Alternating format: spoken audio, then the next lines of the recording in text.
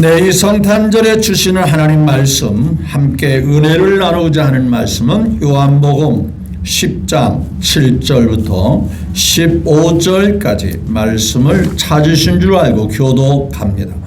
그러므로 예수께서 다시 이르시되 내가 진실로 진실로 너희에게 말하노니 나는 양의 문이라. 나보다 먼저 온 자는 다 절도요 강도요 양들의 길치기를 하였느니라. 내가 문이니 누구든지 나로 말미암아 들어가면 구원을 받고 또는 들어가며 나오며 꼴을 얻으리라. 우리에게 오는 것은 통치를 하고 죽이고 멸망시키려는 것뿐이요 내가 온 것은 양으로 생명을 얻게 하고 더 풍성히 얻게 하려 하는 것이라. 나는 선한 목자라. 선한 목자는 양들을 위하여 목숨을 버리거니와 사건은 목자가 아니고 양도 재앙이 아니라 우리가 오는 것은 그는 나를 모르고 달아나니라. 우리가 양을 물어가고 또 배치리라.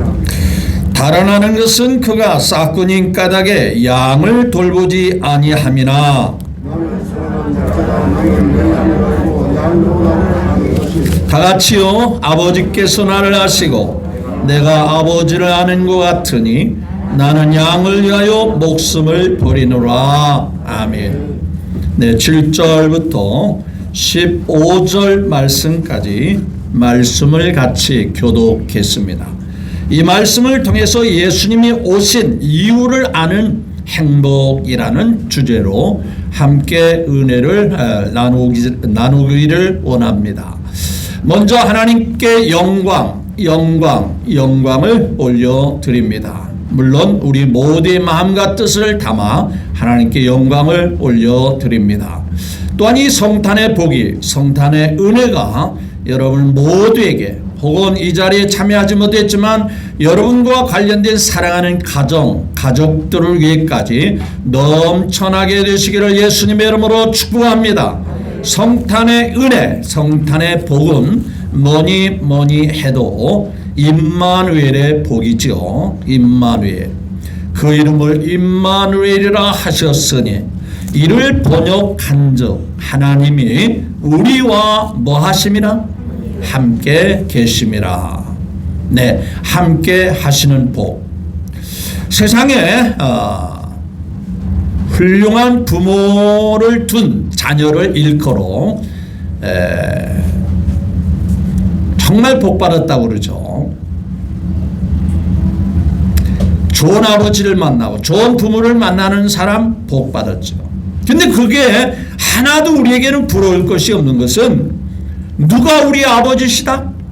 하나님이 우리 아버지시다. 그분이 함께한다는 이 은혜, 이것이 바로 성탄의 복입니다. 자, 우리 옆에 사람과 한번 인사 나눕니다. 메리 크리스마스 한번 인사합시다. 또 해피 크리스마스. 네, 즐거운 성탄, 행복한 성탄. 네, 우리 함께 누릴 수 있기를 주 예수님의 이름으로 축복합니다. 네, 제가 주부에서도 칼럼에 올렸습니다마는 예수님은 태어나신 것이 아니라 오신 분이시다. 이 태어났다, 오셨다라고 하는 것은 그냥 쉽게 생각하면 그게 그거 아니야? 라고 생각할 수 있지만은 전혀 의미가 달라요. 태어났다고 하는 것은 누구나 다 태어나듯이 그냥 의미 없이 부모가 또 자녀를 이렇게 태어나게 하신 것과 동일한 의미와 차원에서 태어나셨다라고 표현을 하죠. 근데 오셨다고 하는 것은 분명히 이유와 목적을 가지고 오셨다는 깊은 뜻이 있는 것이죠. 따라서 예수님은 우연히 그냥 태어나신 분이 아니라 분명히 목적을 가지고 태어날 이유를 가지고 이 땅에 오신 하나님이시다. 그래서 요한복음 1장 14절에 말씀이신 그 하나님이 그 이전에는 말씀으로 역사하시고 말씀으로 약속하시고 말씀으로 일하신 그 하나님이 육신이 되어 몸을 입고 말씀이신 하나님이 몸을 입고 육신을 입고 이 땅에 오셨다. 그게 바로 예수 그리스도시다라고 말씀하셨습니다. 따라서 예수님이 오신 이 복은 말할 수 없는 큰 은혜와 복인 것이죠. 자, 그래서 우리는 매해마다 예수님의 탄생을 기리고 기념하지 않을 수가 없어요. 심지어 우리가 태어난 생일 혹은 생신, 그것도 귀하지 않습니까? 내가 존경하는 부모님의 생신을 챙겨드리고, 우리의 이제 할아버지, 정조 할아버지, 뭐 계신 분들은 뭐 생신을 꼬박꼬박 챙겨드리는데 덤덤하게 지나가지 않지. 축하하며 그분을 기쁘게 하며 그분을 위해서 선물도 준비하고 케이크도 준비하고 모두가 앉아서 뭐라고 말합니까? 생신 축하합니다. 생신 축하합니다. 그래서 그분을 기쁘게 해드리는 생신 혹은 생일, 우리가 기억하고 지키지 않습니까?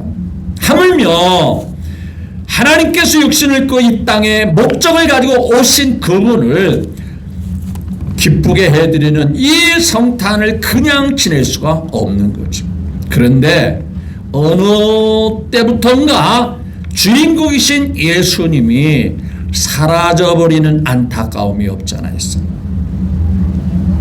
오래전 일인데요, 미국에 가면 보스턴시라고 하는 한 지역이 있습니다.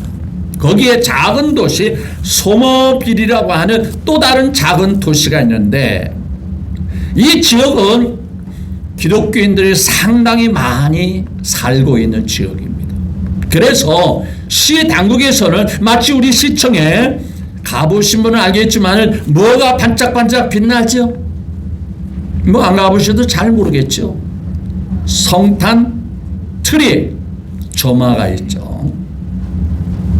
매해마다 한 달 전부터 시청 앞에서는 성탄 트리를 세워놓고 모든 교회와 목사님들이 거기서 성탄 점화 예배를 드립니다.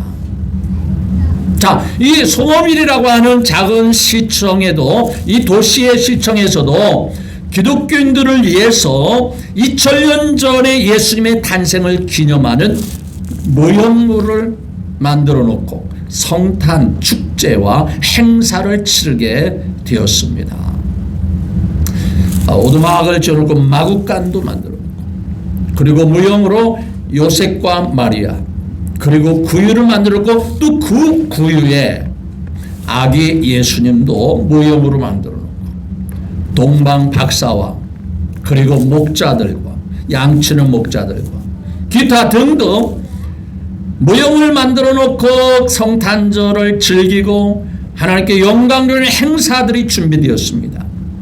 그런데 말이죠, 안타까운 일이 생겼습니다. 바로 행사 전날에 누군가 장난기가 있는 사람인지 어떤 사람인지는 모르지만은 그 많은 모형물 중에 무엇만 없어졌냐? 구유에 누워있는 뭐가 없어졌냐? 예수님을 상징하는 아기 예수가 감쪽같이 사라지고 말았어요. 뭐 지금같이 CCTV를 켜놓고 감시하는 것도 아닌데 누가 그것을 하리라 전혀 생각지도 못했어요. 바로 하루 첫날 밤에 아기 예수님이 없어져. 부랴부랴 만들 수 있는 다시 모형물을 아기 예수님을 만들 수 있는 상황도 아닌 거예요. 그래서 할 수 없이 아기 예수가 없는 행사를 치르게 되었다고 하는 안타까운 뉴스가 미국 전역에 뉴스화가 되었습니다. 그런데 이 사건이 오늘 우리에게 시사하는 의미가 대단히 큰 거예요. 모든 건 다 있는데 정작 있어야 하는, 다른 건 다 없어져도 한 분만은 있어야 되는, 누가 없는 거다? 예수님이 없는 거다. 뭐 동방박사도 없고 양칠 목자도 없고 혹은 마리아와 요셉도 없을 수 있지만 정작 있어야 할 주인공은 누구예요? 예수님이시죠. 여러분, 추리를 잘 만들어놓은 백화점이나 시장에 추리 옆에는 반드시 산타크루스가 세워져 있음을 보지요. 그런데 우리가 생각할 때 산타보다는 그 자리에 누가 서 있어야 돼요? 예수님이 서 있어야 돼요. 그렇죠? 왜? 추리의 주인공, 추리의 의미는 바로 성탄을 기념하는 성탄이니까요. 따라서 그 추리 옆에 큼직하게 세운 산타보다는 이 땅의 구원자로 오신 예수님이 그 자리에 서야 되는 게 마땅하죠. 그런데 아무리 찾아봐도 추리 옆에는 예수님은 찾아볼 수가 없어요. 이것이 오늘의 현실인 거예요. 뿐만 아니라 여러분들은 천주교에 가보신 적이 있는지는 모르지만 혹은 지나가면서 우리가 볼 수 있는 것은 천주교에서는 언제나 예수님은 아기입니다. 그리고 성모 마리아, 아기보다 크신 어머님 마리아가 더 웅장하고 크고, 그리고 천주교 마당에는 언제나 마리아가 우뚝 서 있음을 보게 됩니다. 그러면서 그들은 일부 사제는 이렇게 말하죠. 하나님 어머니시오라고 말합니다. 하나님 어머니, 그러니까 하나님보다 더 크신, 왜? 하나님이신 예수님을 낳으신 어머니. 성경적으로 맞을까요? 저는 이 시간에 천주교를 비판하거나 폄하시키기 위해서 말씀을 하는 것이 결코 아닌 것입니다. 우리의 주인공은 언제나 누가 되었냐? 예수님이 되어야 된다. 이 말씀을 하고 싶은 거예요. 마리아가 오늘 성경에 보면, 마태복음에도 보면 계집종이오니라고 말합니다. 계집종이라고 하는 것은 자기를 비화시키면서 나는 하나님 앞에 쓰임받는 도구요, 하나님께 쓰임받는 통로일 뿐입니다. 이 고백이 바로 마리아의 입술에서 나온 거예요. 근데 그 마리아를 하나님 어머니로 떠받든다? 주인공이신 예수님이 얼마나 안타까워하시겠어요. 혹 우리의 성탄이 그렇게 될 수도 있다는 거예요. 2000년 전에 그 장면으로 되돌아간다면 그 아기 예수가 태어날 것이 없어서 마국간에 내몰리는 현상, 좋은 자리, 좋은 장소, 예수님이 편안하게 태어날 그 장소는 온데간데 없어. 아무리 찾아봐도 요셉과 마리아가 예수님이 태어날 그 좋은 장소를 몰색해도 예수님이 태어날 장소는 없어요. 그래서 할 수 없이 마국간이 되어진 거예요. 그것이 오늘 우리의 마음에 예수님을 자리 잡을 것이 없는 모습일 수도 있다는 얘기예요. 오늘 본문 말씀에 예수님은 이 땅에 오신 목적을 분명히 밝히고 있습니다. 예수님 대비 또 다른 존재가 있음을 우리에게 보여주고 있습니다. 성경 오늘 말씀은 다른 표현으로 사건, 도적이라는 표현을 씁니다. 사건은 어떻게 된다고 그랬죠? 자, 사건은 12절 같이 봅니다. 시작. 사건은 뭐가 아니요? 양을 돌보는 목자가 아니요. 양도 뭐예요? 제 것이 아니라 이리가 오는 것을 보면, 양을 해치는 이리가 오는 것을 보면 자기 살겠다고, 자기 이익이 안 되겠다고 생각하여 내가 이리하고 싸우면서 다칠 필요가 뭐가 있겠어, 도망치는 게 수야 하고 뭐라 했죠? 이리가 오는 것을 보면 뭘 본다 그랬죠? 양을 버리고 달아나니, 그래서 연약한 양이 누구에게 잡혀먹고 누구에게 물려가죠? 이리가 양을 물어가고 또 사정없이 이리가 양을 뭐 하신다 해요?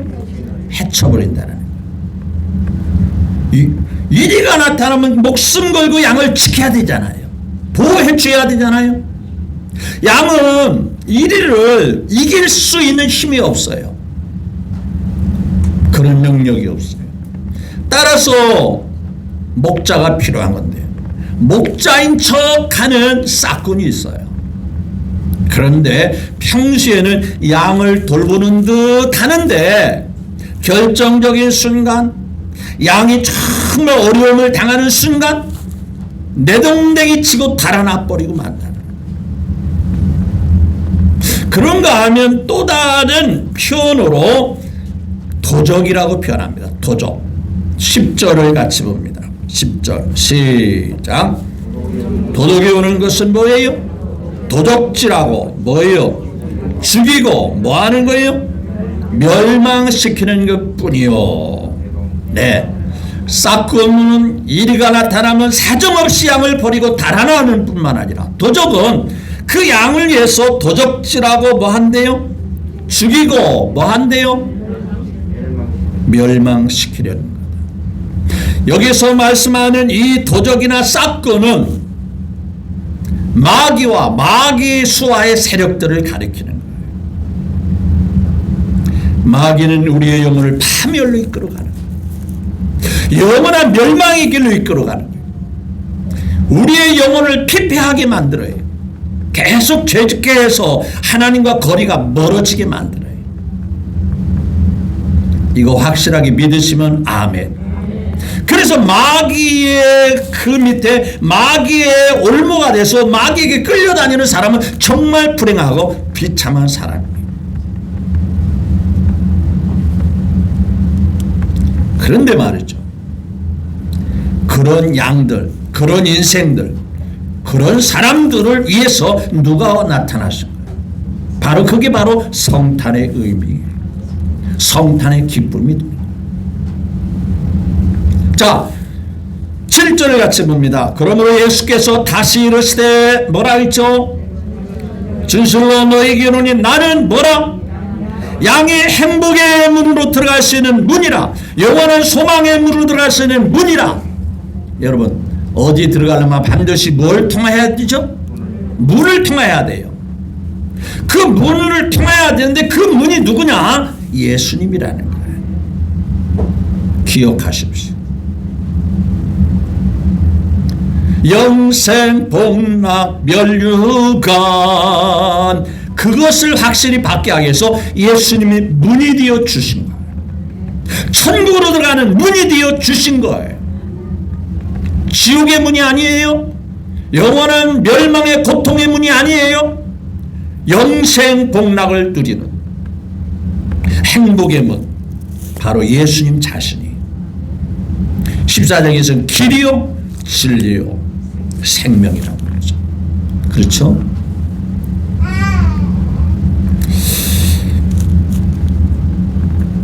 또 9절을 같이 봅니다. 예수님은 뭐라고 말씀하셨는데, 이 땅에 오신 목적이 무엇인가? 내가 문이니 뭐라 했어요? 예수님으로 말미암아 들어가면, 그 문을 통하여 들어가면 뭘 받고? 참으로 귀한 거예요. 여러분 기억하십시오. 인생이, 사람이 불행해진 이유가 무엇인지 아십니까? 하나님과 멀어지고 하나님과 떨어져서 불행하게 되는 거예요. 태양과 멀어지면 시베리아가 되는 거예요. 태양과 멀어지면 거기는 살 수 없는, 식물도 동식물도 살 수 없는 비참한 얼음덩어리만 존재하는 거예요. 하나님과 멀어짐으로 인해서 인간에게 비극이 찾아온 거예요. 고통이 찾아온 거예요. 그래서 예수님이 오셔서 멀어진 관계를 회복시켜 주신 거예요. 문이 되어주시고 구원이 되어주시고 생명이 되어주시고 사랑이 되어주셔서 구원을 받고 멀어진 관계가 다시 회복되어지는 구원을 받고, 다른 거 다 생각하지 말고요, 나는 예수님을 통해서 구원 받으리라, 아니 구원 받았도다, 이 사실 믿어치면 아멘. 그 그거 확신이 없으면 지금까지 교회 나온 거 헛수고하신 거예요. 분명히 말해. 내가 온 것은 나로 말미암아 들어가면, 예수님이 문이 되어서 들어가면, 안 들어가면 소용없지만 들어가면 뭘 받아요? 구원을 받고, 또는 뭐예요? 나오며 들어가며 꼴을 얻어요. 좋은 목자 만나면 양이 행복하지 않아요? 그 양을 살피면서 양의 형편을 돌아보면서 돌봐주면서 늘 아침마다 좋은 초량으로 인도하시고 좋은 물가로 인도하시고, 이것을 잘 고백한 자가 다윗 아니었어요? 다윗. 여호와는 나의 목자시니 내가 부족함이 없으리로다.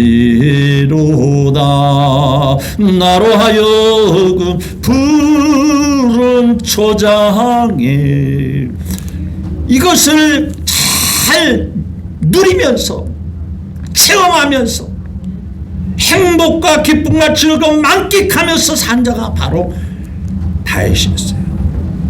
뭐 다윗이 그냥 보기 좋게 그냥 시로 하나의 문장으로 읊은 거 아니에요. 다윗은요 진짜 삶 속에서 하나님을 경험하고 하나님을 느끼고 하나님과 동행함을 행복 자체의 삶을 살았어요.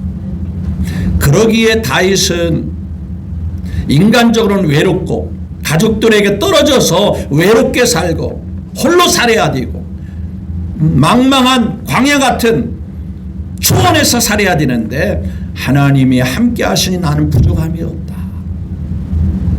자기가 아침에 일어나면 양을 치는 그 양들을 오늘은 좋은 꼴이 있는 저쪽으로 인도해야지, 내일은 더 아름다운 저 초장으로 인도해야지, 그랬듯이 하나님이 자신을 그렇게 했더라는 거예요. 그래서 예수 믿는 사람은 불행할 이유가 없어요. 10절에도 말합니다. 10절에도 말하죠. 도적질하고 죽이는 반면에, 원수는 그렇게 하는 반면에 나는, 자 10절 시작, 내가 온 것은, 시작, 내가 온 것은 양으로 뭘 얻고 영원히 사는 생명을 얻게 하고 뭐예요? 풍성하다. 이 풍성하다는 의미는요, 생명을 얻는 것에 조금도 보태거나 조금도 더 플러스할 것이 없이 나를 믿는 것만으로 생명을 누리게 충분하다. 쉽게 말하면 천국 가는 게 충분하고도 남다. 이것이 풍성한 거예요. 풍성한. 주님 한 번 믿는 것으로 영원한 삶을 누리게 충분하고도 남는 것이 바로 풍성한 은혜인 줄 믿습니다. 아이고, 천국 가려면 예수 믿는 거 가지고는 조금 모자라니까 뭔가를 좀 보태야 되지 않겠어? 뭔가를 좀 첨가시켜야 되지 않겠어? 그 자체가 바로 흠집이 됩니다. 보탤 거 아무것도 없어요. 예수 믿으면 끝나요.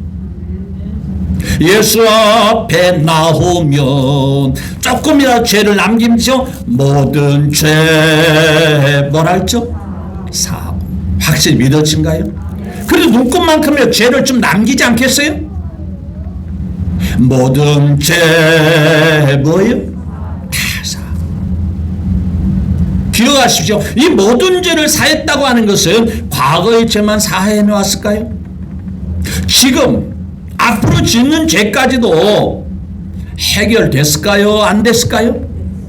그것이 해결 안 되면요, 우리는 굉장히 불안한 겁니다. 그렇죠? 왜? 지금까지는 사였다고 치자. 그랬다고 그냥 간주하자. 근데 앞으로 내가 잘 살지 못 살지 그거 어떻게 알아? 살아봐야 알지. 그러면 예수 믿는 믿음이 불안한 게 짝이 없어요. 왜? 내가 앞으로 어떻게 잘 살지 못 살지 그걸 장담할 수 있는 사람 아무도 없잖아요. 그런데 풍성하다는 얘기는, 선한 목자가 돼 있어도 풍성한 은혜를 주신다는 것은 생명을 얻는 일에 대하여 전혀 불안할 것도 없고 전혀 의심할 것도 없이 확실하고 분명하다. 믿어지면 아멘. 더 나가서 이 땅의 삶을 살아갈 때도 이 뿌듯한 믿음을 가지면은 풍성한 은혜 속에 삽니다.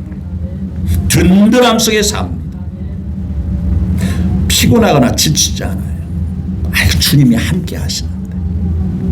여러분, 생명 자체가 오셨다는 얘기는 여러분 안에 예수님이 성령으로 함께 하신다는 것을 말씀하고 있는 거예요.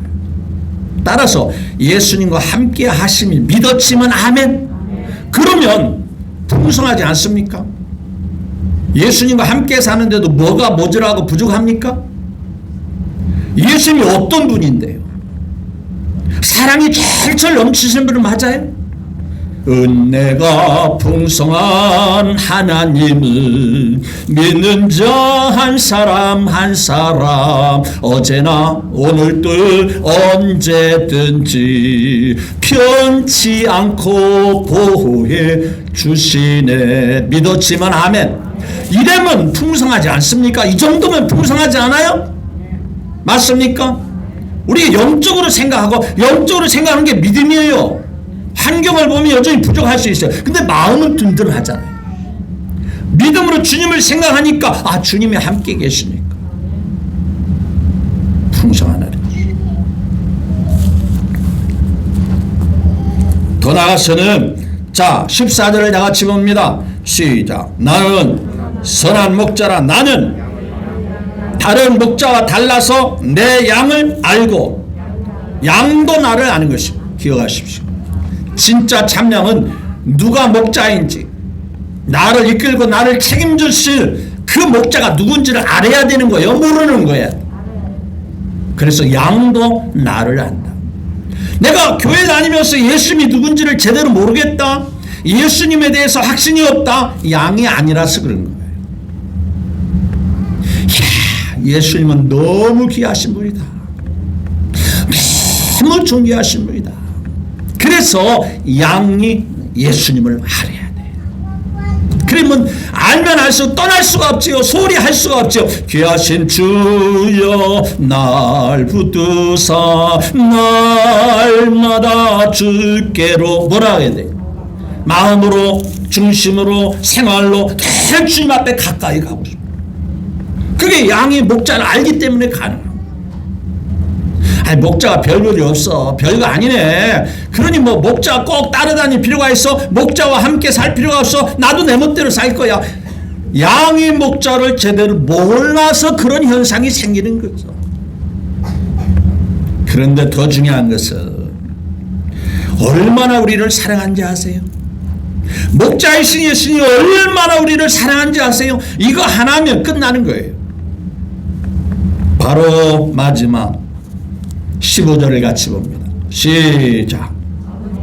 아버지께서 날 아시고 내가 아버지를 아는 같이 나는 뭐예요? 저와 여러분을 위해서 주님이 뭐라고 그랬죠? 그게 바로 십자가에서 죽으신 사건이에요. 그 예수님이 우리를 사랑해서 우리를 위해서 목숨을 내어주시기까지 사랑하셨다. 더 이상 뭘 기대합니까? 더 이상 바랄 게 뭐가 있어요? 아니, 우리를 위해서 목숨을 내어주셨다면 그보다 더 큰 은혜가 있습니까? 더 큰 기대할 게 있어요? 그러면 다 된 거지 않아요? 내가 누구를 위한다? 그분을 위해서 대신 죽어준다면 그걸 끝나는 거예요. 더 큰 것을 줄 게 아무것도 없어요. 목숨을 내어준다면 다 주는 것과 마찬가지예요. 그래서 우리에게 뭐 부족하다? 주님이 하나밖에 없는 목숨을 나를 위해서 내어주셨는데 그 말씀과 믿음만 있으면 얼마든지 극복하고 일어날 수 있어요. 이게 바로 예수님이 이 땅에 오신 목적이에요. 양이 되는 저와 여러분을 위해서 목숨을 내어주시고 얻지 못하는 멸망에 살아갈 수밖에 없는 저희들을 영원한 생명, 영원한 선물을 우리에게 주신 예수 그리스도, 이를 위해서 예수님이 오신 거예요. 너무 존귀하고 귀하신 분이기 까닭에 다시 2000년 전으로 돌아가서 이 예수님을 위해서 첫째로 동방 박사는 먼 길을 마다하지 않고 주님 앞에 찾아오신 겁니다. 시시한 분이라면, 시시한 분이 태어났다면 그 먼 길을, 그래도 그 당시에 박사님이신데, 학문을 연구하는 그런 박사님인데, 제자들을 가르쳐야 되고 제자들에게 학문 토론도 해야 되고 그래야 할 뿐인데, 예수님의 탄생이 너무 고귀하고 너무 귀하기 까닭에 열기를 제쳐놓고 주님 앞에 낙타를 타고 찾아오시는 모습, 이게 바로 예수님이 누군가를 아는 성탄의 모습이 되어야 합니다. 그래서 저희들은 이 시간에 열일을 제쳐놓고 예수님의 탄생을 기뻐하기 위하여 모든 일을 뒤로 한 채 주님 앞에 나와 예배 드리고 있음을 믿으시면 아멘. 하나님께서 기뻐 받으실 줄로 믿습니다. 자, 그리고 동방 박사는 그 아기 예수님을 찾아올 때 주변의 환경과 상황들이 예수님을 정확하게 만날 수 있도록 인도하셨을까요? 안 했을까요?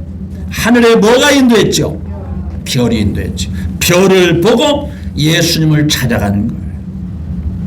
정말 예수님을 만나고 예수님의 은혜를 받기 위해서는 모든 상황들이, 모든 환경들이 우리를 돕게 된다는 말씀을 우리에게 보여주고 있습니다.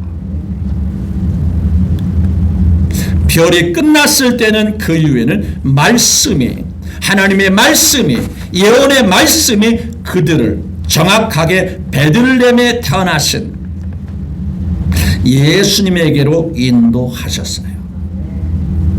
여러분의 모든 삶을, 희미한 모든 삶을 하나님의 말씀이 소망의 길로, 사랑의 길로, 행복의 길로, 여기에 기록된 성경 하나님의 말씀이 여러분의 삶을, 여러분의 모든 앞길을 인도해 주실 것입니다.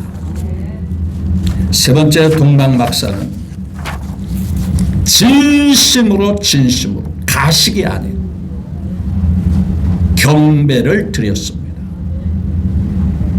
귀하신 분이기 때문에 그렇습니다.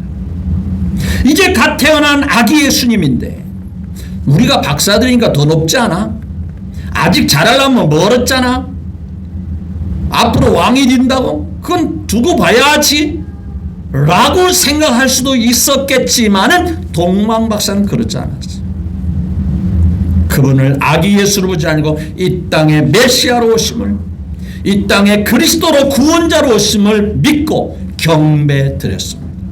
그래서 이 시간에 우리 모두도 탄생을 기념하는 예배, 경배를 드리고 있음을 믿으시면 아멘. 그리고 마지막으로 이 동방 박사는 예수님의 탄생이 너무너무 귀하기 까닭에 빈손 들고 오지 아니하였음을 성경은 말합니다. 가서 찾아뵙는 것만 해도 다행이지 뭘. 그렇지 않았죠? 먼 길을 오면서 그분을 경배하기 위하여 모략과 향품과 유향을 가지고 정성껏 예물을 가지고 아기 예수님 앞에 드려지는 이 모습을 그대로 보여주고 있어요. 그래서 제가 여러분들에게 지난주에 예수님의 탄생을 기뻐하면서 자그마한 선물이라도 주님 앞에 예물을 준비했으면 좋겠다 라는 말씀을 드린 거예요. 저를 위해서 드리자는 게 아니에요. 그 예수님을 위해서. 그 동방 박사가 기쁨으로 먼 길을 마다하지 않고 그걸 챙겨서 와서 드린 것 같이 예물을 드렸다는 얘기죠. 이것이 동방 박사의 성탄을 지키는 모습을 성경에서 보여주고 있어요. 그런데 반대로 헤롯 왕이 있습니다. 그는 겉으로는 예수님을 경배하겠다 하면서 예수님을 제거하려고 하는, 예수님을 없애려고 하는 음흉한 계획을 갖고 있었어요. 뿐만 아니라 예수님의 탄생을 동방박사도 기뻐하고 양의 목자들도 기뻐하고 천사들도 기뻐하는데 무관심하는 이스라엘 백성들도 있었습니다. 오늘날도 똑같이요. 예수님의 탄생이 뭐가 그리 중요해? 4월 초파일 석가 단생일이나 예수님의 뭘 차이가 있어? 덤덤한 사람들이 있는 방면에 오히려 예수님의 탄생을 저해하는 해롭 같은 마음을 품고 있는 자도 혹 있을 것입니다. 그러나 우리는 동방박사같이 나를 구원하기 이 땅에 오신 예수님, 생명을 주시기 위해서 오신 예수님, 우리에게 구원한 영원한 길을 주시기 위해서 목숨까지 내어주신 그 예수님, 그분의 탄생을 기념하는 2022년 성탄절이 되었습니다. 그 은혜와 복이 주님이 불러가시는 그날까지 쭉 이어져 나가는 우리 모두가 되시기를 주 예수님의 이름으로 축복합니다. 기도하겠습니다.